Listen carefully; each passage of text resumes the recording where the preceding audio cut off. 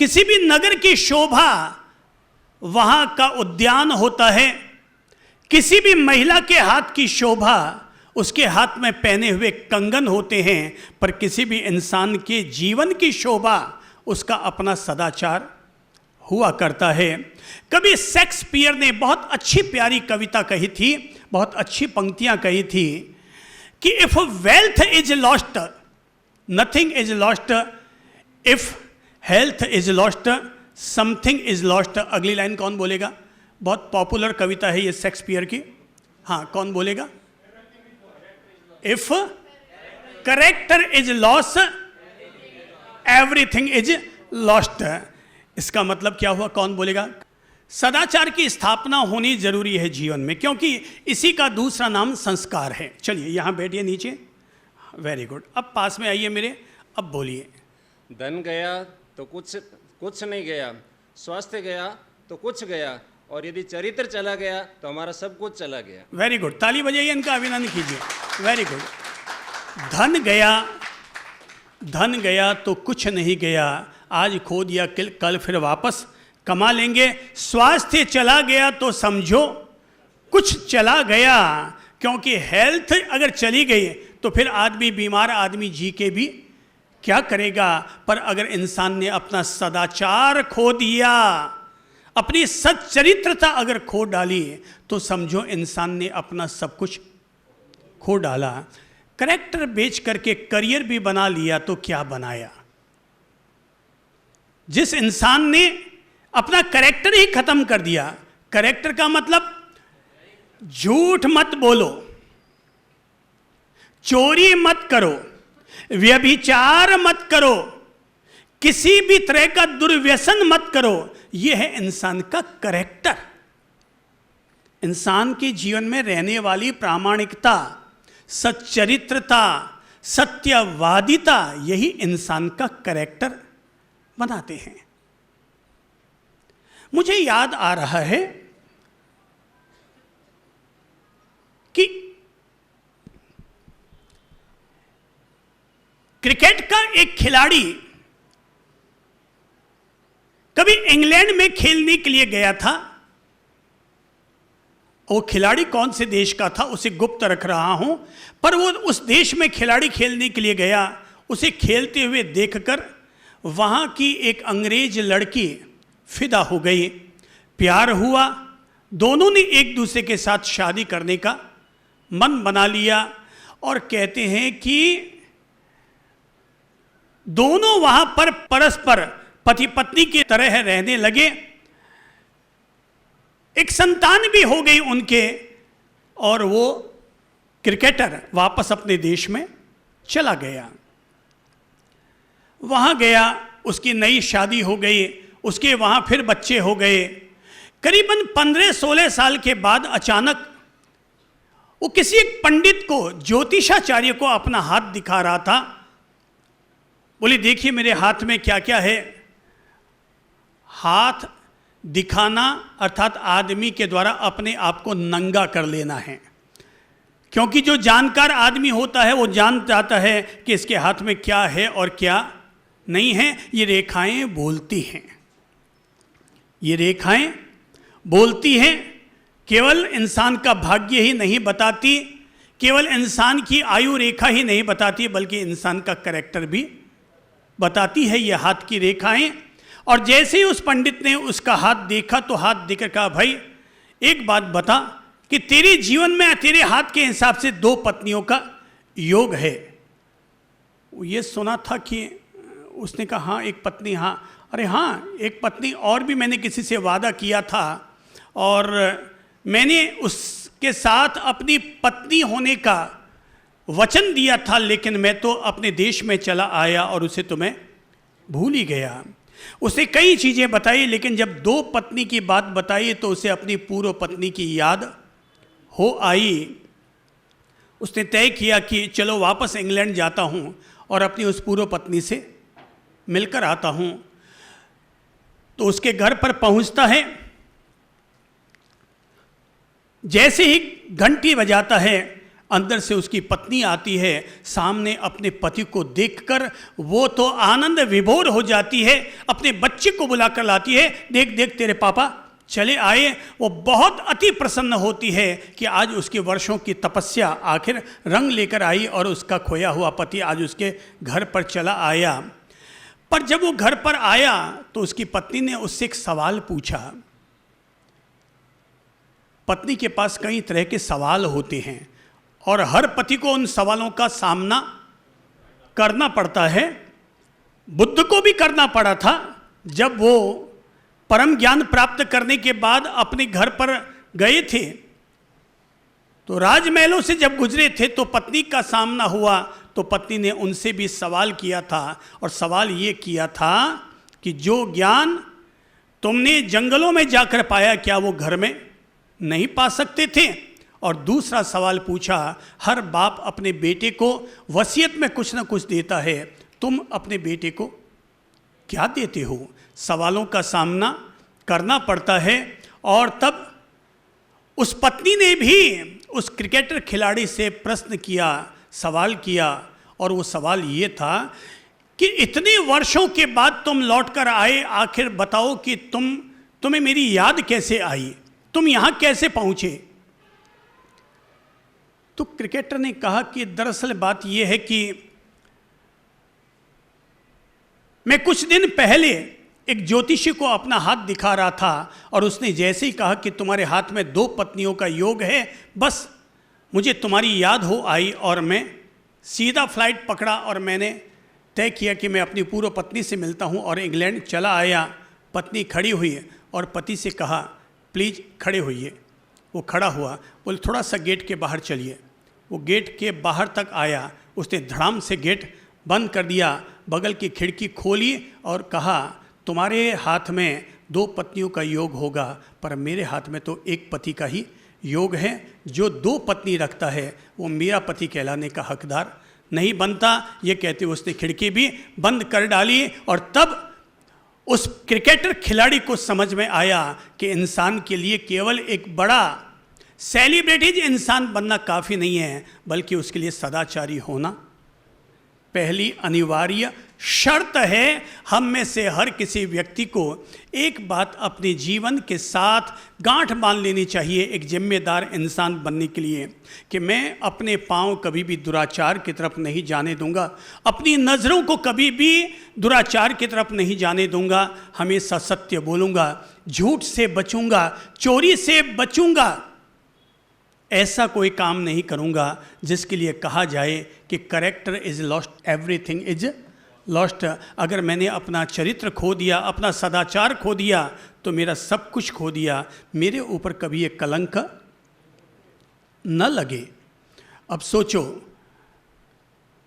आज अभी कोई एक कंवारा लड़का या कंवारा आदमी किसी औरत को देखकर इधर उधर टेढ़ी नज़रों से देखे तो बात समझ में आती है कि बेचारा कंवारा है, धक्के खा रहा है इधर उधर, तो देख लिया। पर शादीशुदा आदमी जिसकी एक पत्नी और 2 बच्चे हैं, फिर भी अगर वो इधर उधर झांकता है तो इसका मतलब ये हुआ अभी भी रावण जिंदा है, अभी भी रावण जिंदा है। रावण को केवल दहन करने से रावण नहीं मरता, बल्कि अपने भीतर के रावण को दहन करने से असली विजयादशमी संपन्न होती है। रावण अभी भी जिंदा है। रावण तब तक जिंदा रहेगा जब तक इंसान के भीतर एक दुराचारी रावण रहेगा, एक दुराचारी शैतान इंसान के भीतर रहेगा, तब तक इंसान रावण बना हुआ रहेगा। इसीलिए मैंने कहा एक जिम्मेदार इंसान बनने के लिए हमारी पहली आस्था क्या हो? सदाचार। पहली आस्था क्या?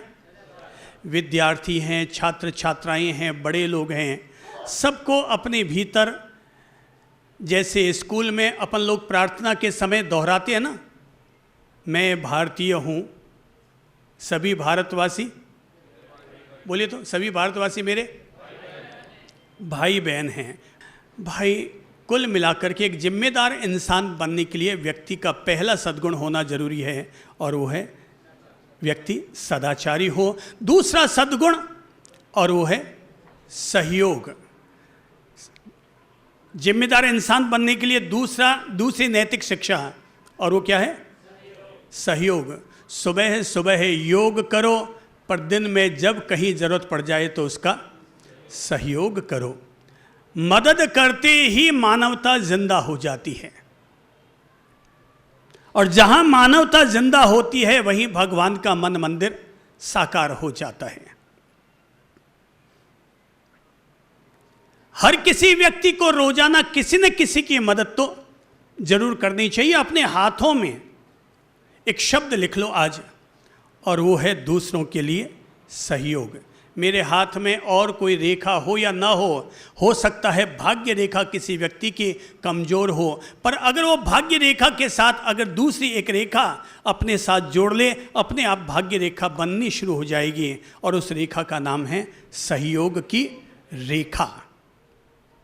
सोचिए, अगर कोई व्यक्ति अपनी जन्म कुंडली लेकर किसी पंडित जी के पास जाएगा और कहेगा साहब आजकल तो बड़ी मुश्किल में हूँ, बड़ी दिक्कतों का सामना करना पड़ रहा है, ज़रा कुंडली देखकर बताइए कि मेरे अभी क्या ग्रह गोचर दशा चल रही है और मुझे क्या समाधान करना चाहिए, मैं क्या करूं कि जिससे मेरे सभी ग्रह गोचर नक्षत्र अनुकूल बन जाए। पंडित जी 2-4 पन्ने आगे पीछे करते हैं। अब उनको पता है कि मुझे कुछ न कुछ तो इसको बताना ही पड़ेगा, कुछ बताऊंगा नहीं तो ये 500 रुपये की फीस मुझे कैसे दे करके जाएगा। सो वो कुछ न कुछ बता ही देते हैं, पर जब भी बताते हैं तो अब आपको बता दूं क्या बताते हैं। वो बताएंगे या तो अमुक भगवान जी की, अमुक देवी देवता की अमुक तरीके से पूजा करो तो तुम्हारे ग्रह गोचर नक्षत्र अनुकूल हो जाएंगे, और या फिर अब वो क्या बताएंगे? हाँ बिल्कुल सही कहा। एक ने कहा गायों को चारा खिला दो, और क्या बोलेंगे दूसरा कोई? हाँ, दूसरे ने कहा कीड़ी नगरा सींच दो, चींटियों को खाना खिला दो, और बोलो। वो कहते हैं कुत्तों को लड्डू खिलाओ, और एक ने बताया कबूतरों को जवार डाल दो। ये सब क्या है? ये आपकी ओर से की जाने वाली मदद है। आपके ग्रह गोचर इसलिए प्रतिकूल हैं क्योंकि हमने किसी की मदद नहीं की, तो हमारे ग्रह गोचर भी प्रतिकूल हो गए। पर अगर हम मदद करने के लिए, दूसरों की मदद करने के लिए अपना हाथ आगे बढ़ाते हैं तो ग्रह गोचर तो क्या, स्वयं भगवान भी हमारे लिए अनुकूल होने शुरू हो जाते हैं। तो एक बात अपने दिल में उतारो कि मेरे द्वारा हमेशा समाज के लिए सहयोग की भावना ज़रूर हो। हम लोग एक दूसरे के सहयोग के लिए आगे ज़रूर आएं। इसी सहयोग को ही तो दूसरी भाषा में कहते हैं दान। सहयोग को ही दूसरी भाषा में कहते हैं दान। दान यानी देना। जो देता है वो देवता कहलाता है। तो सहयोग की भावना जरूर होनी चाहिए। दान की प्रवृत्ति हर व्यक्ति में जरूर होनी चाहिए। देखिए, अमीर होने का इसमें एक राज छिपा हुआ है। हर व्यक्ति रोजाना दान देने की प्रवृत्ति अवश्य रखें। हर महिला, हर भाई, हर बच्चे, आप दूसरों से न सही अपने इन विद्यार्थियों से ही प्रेरणा ले लीजिए जो अपने हाथ खर्चे में से भी 100-100, 50-50 बचा करके। देखिए, आज दरअसल नाम किसी और का था गौशाला के लिए घास की गाड़ी भेजने के लिए, लेकिन जब मुझे पता है कि सब ये बच्चों की तरफ से है और बच्चे खुद ही अपना कलेक्शन करते हैं, अपना पैसा बचाते हैं और उसमें से घास की गाड़ी जाएगी, मैंने कहा पहले हक उनका बनता है। अगर वो ऐसा नेक काम करते हैं तो बहुत अच्छी बात है भाई, इनसे भी प्रेरणा ले सकते हैं। मेरा दावा है जो भी बच्चे ऐसा काम करते हैं वो निश्चित तौर पर आगे जाकर के अमीर आदमी बनेंगे, इसमें कोई मीन मेख नहीं है। दान की जड़ हरी होती है, वो कभी सूखी नहीं होती। भगवान, उन्होंने एक जिम्मेदारी ले रखी है, वो कहते हैं तथास्तु। भगवान के मंदिर में जाते तो हाथ उनका आशीर्वाद की मुद्रा में रहता है, पर ये आशीर्वाद के साथ में क्या है? तथास्तु। जैसा तुम कर रहे हो तुम्हें वापस वैसा लौट लौट के आ रहा है। जैसा तुम कर रहे हो वापस लौट लौट के आ रहा है। किसी को सम्मान दोगे मैं तुम्हें सम्मान दूंगा, तूने किसी को अपमान दिया मैं तेरे घर वापस अपमान भेज दूंगा। तूने किसी को दान दिया, मैं तुझे ब्याज सहित वापस लौटा दूंगा। तथास्तु, ईश्वर का एक ही काम है, भगवान का एक ही काम है, तथास्तु, जैसा कर रहे हो वैसा ही वापस तुम्हें लौटाता हूँ। भगवान वो नहीं देते जो हम भगवान से मांगते हैं, भगवान हमें वो देते हैं जो हम अपनी तरफ से करते हैं। जो हम करते हैं भगवान हमें वापस वो लौटाते हैं। मांगने में तो हर आदमी अभी चला जाएगा मंदिर में, भगवान 1 करोड़ दे दो, बाकी रखो जम्मा। तो भाई भगवान मांगने में तो आदमी के घर का जाता क्या है, 1 मिनट में मांगना शुरू कर देगा। पर भगवान कहते हैं मैं दूंगा उतना ही जितना तूने अपनी तरफ से किया है। बीज बोगे तो फसल में अनाज दूंगा, बीज बोए ही नहीं तो मैं तेरे खेत में अनाज कैसे उगाऊंगा। मेरे भाई बहनों, एक सद्गुण अपने जीवन के साथ जोड़ो और वो है सहयोग। दान भी दो, एक दूसरे की हेल्प भी करो, एक दूसरे का सहयोग भी करो। देरानी हो तो जेठानी का, जेठानी हो तो देरानी का सहयोग जरूर करो। घर में ये मत सोचो कि सोमवार को ये वाली बहू खाना बनाएगी, मंगलवार को मंझली बनाएगी और बुधवार को बड़ी वाली बनाएगी। ना भाई ना, सब लोग मिल के बनाओ। जहाँ सब लोग एक दूसरे का सहयोग करते हुए खाना बनाते हैं, वो खाने का जायका भी अलग होता है, स्वाद ही कुछ अलग होता है, भावना कुछ अलग होती है, प्रेम कुछ अलग होता है। तो सहयोग करो भाई। स्टूडेंट हो तो एक दूसरे का सहयोग करो, ईर्ष्या मत रखो, जलेसी मत रखो, स्वार्थ की भावना मत रखो। तो पहला है जिम्मेदार इंसान बनने के लिए सदाचार, दूसरी नैतिक शिक्षा है सहयोग, तीसरी नैतिक शिक्षा है संयम। क्या है? संयम। ये सदाचार से ही जुड़ा हुआ पहलू है, पर संयम यानी अंकुश, आहार पर अंकुश, वाणी पर अंकुश, इंद्रियों पर अंकुश। संयम का मतलब होता है कंट्रोल करना, अंकुश लगाना।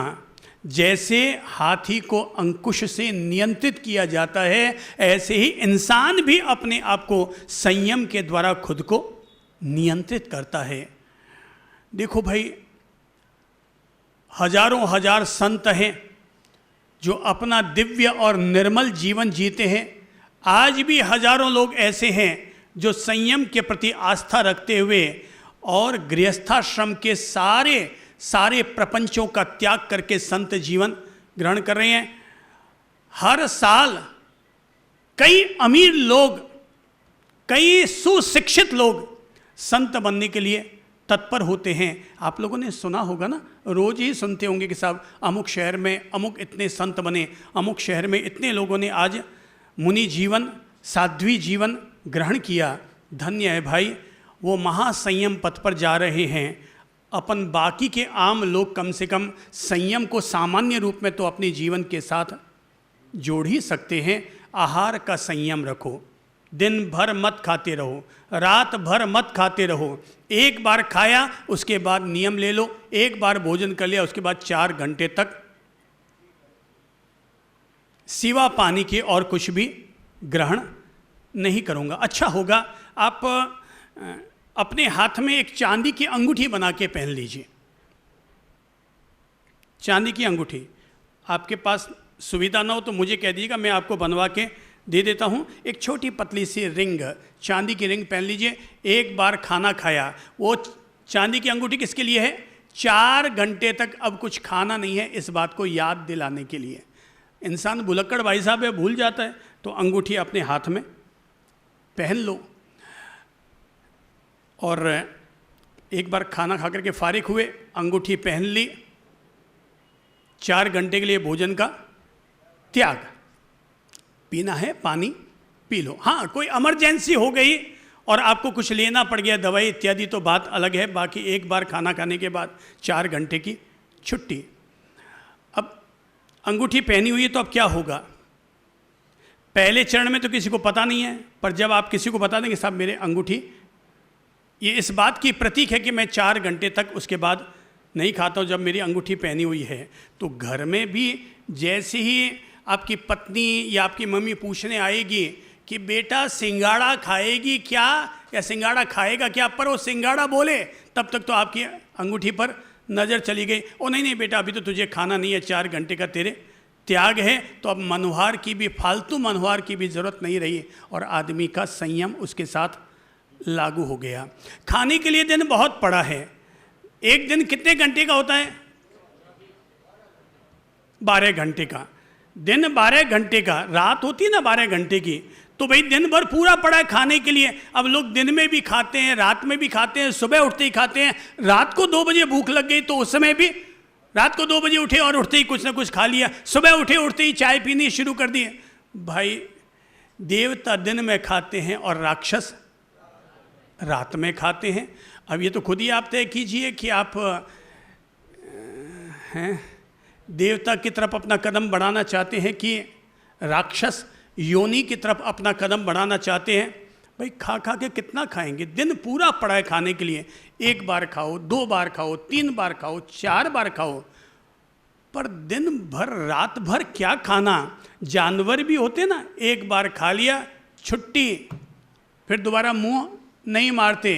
पर हमारा तो पेट भर गया तभी कोई आता है, भाई साहब रसगुल्ला अभी अभी ले रहे हूँ जोधपुर मिष्ठान वाले रहा। अरे अच्छा लाओ लाओ लाओ। और वो फिर वो लिया। इतने में ही किसी ने कहा भाई साहब खाया पिया हजम हो जाएगा, पान तो खा लो। अब वो पान भी हमने खाना शुरू कर दिया। तभी किसी ने कहा साहब ये मुखवास बड़ा शानदार है, बीकानेर से लेकर आया हूँ। अब वो मुखवास भी हमने लेना शुरू कर दिया। अब ये तो भाई साहब ये मुंह हमारा अंदर से अंदर चलता ही रहेगा, आगे वाला हजम हुआ नहीं और पीछे से और डालना शुरू कर दिया। आहार संयम, संयमित आहार जो लेगा वो अधिक जिएगा, असीमित भोजन लेगा वो कम जिएगा। तो एक बात दिल में उतार लीजिए, संयमित आहार लूंगा।